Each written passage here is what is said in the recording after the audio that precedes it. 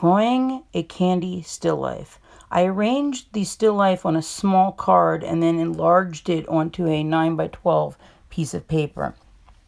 The idea is wherever the candy is going off the edge of the small paper, make it go off the same edge of the larger paper. So you can see how I took the lollipop stick of the small card. It's going off the middle of the right-hand side on the small card, so I made it going off the middle of the right-hand side on the large paper.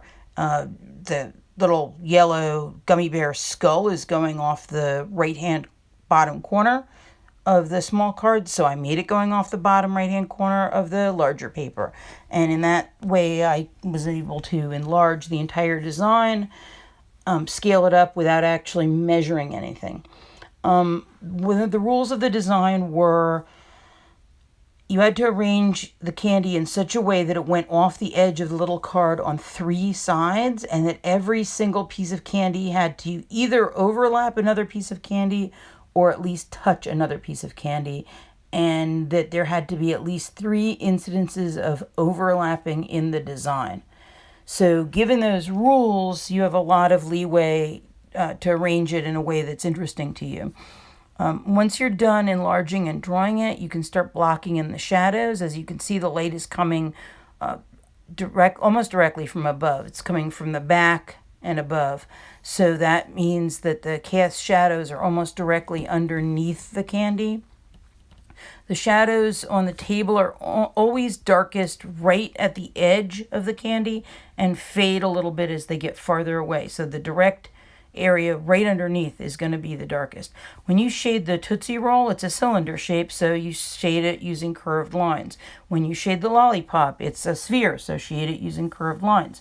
When you draw the cast shadow on the table, you shade left to right because the table is flat, so you use straight lines.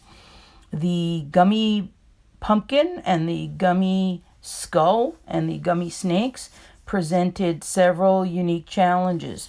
First of all, those shapes are translucent. The light goes through them instead of reflecting off the surface.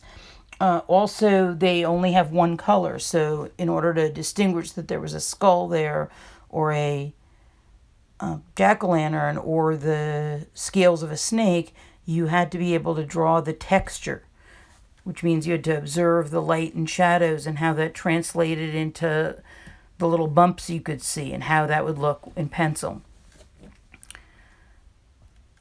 I take off points for my students if they do not put a cast shadow on the table surface, and I also take off points if they don't include highlights, midtones, and shadows. If you just color the whole thing gray, you're not going to get a good grade.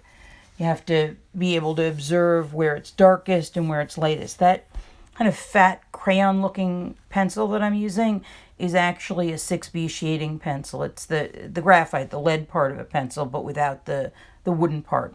So you would probably just use a regular 6B pencil to put in the darkest shadows directly underneath each object.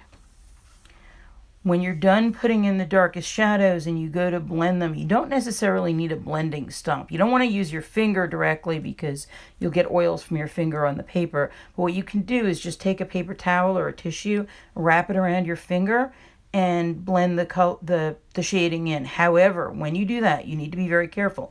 If you blend it across the whole page or you blend it over more than one shape at once, you'll ruin the entire three-dimensional effect. Everything will just look gray. What you want to do is you want to stay inside the shape and blend it in the direction of the three-dimensional form. So you see I'm blending the lollipop, I use curved lines because it's a sphere. And when I blend the Tootsie Roll, I use curved lines because it's a cylinder. But when I blend the table, I go left to right because it's flat. Even when I blend the pencil on the snake scales, I go to each scale and I do it in a little circular motion. What I'm doing now is I'm adding highlights using an eraser.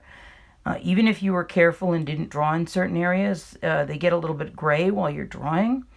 And you can take advantage of that by using a thin eraser and just erasing where the light is hitting something directly. So you get these beautiful reflections. They make things almost look glossy.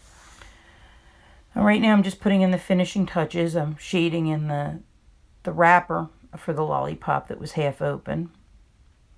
I'm adding a few more shadows to the little gummy pumpkin and a few more highlights with my eraser as well. I'm also using a 2B pencil, which is a mid-tone between the regular yellow HB pencil, which is the lightest, and the 6B, which is the darkest one I used in this drawing. That turquoise colored pencil is a 2B pencil, so it'll give me some nice mid-tones. So this is the finished drawing. The next step is going to be coloring with colored pencil, and that'll be in the next tutorial. This is Rachel Winneberg, the Helpful Art Teacher.